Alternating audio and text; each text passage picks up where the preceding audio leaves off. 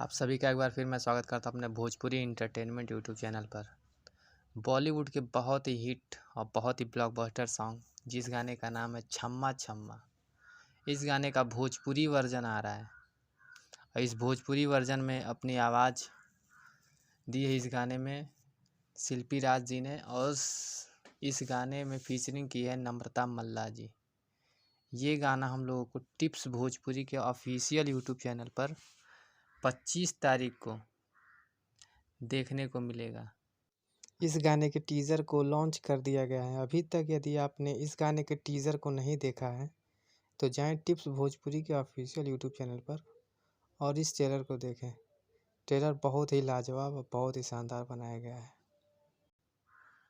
और ये गाना अपने आप में एक इतिहास रचेगा और ट्रेंडिंग पेज में तो जाना ही जाना है भैया इस गाने को।